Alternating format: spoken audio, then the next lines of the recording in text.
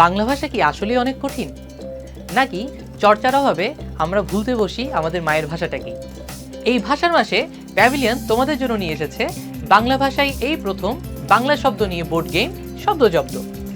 ইংরেজিতে যারা স্ক্র্যাবল খেলেছো তারা এই শব্দজব্দ খেলার নিয়ম অনেকটাই জানো, আর যারা খেলোনি তারাও খুব সহজেই শিখে যাবে এই খেলার নিয়ম। শব্দজব্দ খেলতে পারবে 2 থেকে 4 জন মিলে। এখানে একটি কাপড়ের ব্যাগে থাকবে 120টি বর্ণফলক, যেখান থেকে 10টি করে বর্ণ নিয়ে রাখতে হবে তোমার তাকে, আর এরপর মাথা কাটিয়ে শব্দ বানিয়ে বর্ণগুলো বসাতে হবে বোর্ডের মধ্যে। আর শব্দ বানালেই পেয়ে যাচ্ছ পয়েন্ট, আর বোর্ডের কিছু বিশেষ ঘরে বর্ণ রাখলে পাবে বোনাস পয়েন্ট। আর খেলা শেষে যে সবচেয়ে বেশি পয়েন্ট পাবে সেই জিতবে এই খেলায়। শব্দজব্দ খেলতে খেলতে দেখবে শিখে যাচ্ছে অনেক নতুন নতুন শব্দ, আর আমরা সাথে দিয়ে দিচ্ছি একটি অভিধান আর খেলার বিস্তারিত নিয়মাবলী।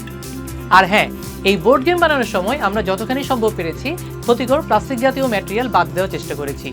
কাঠ, কাপড়, বোর্ড আর কাগজ দিয়ে বানিয়েছি পরিবেশ বান্ধব একটি গেম। তাহলে আর দেরি কেন, বুদ্ধি দিয়ে বর্ণ সাজিয়ে শব্দ বানাও আর সবাইকে দেখিয়ে দাও বাংলাটাও তুমি ভালোই পারো।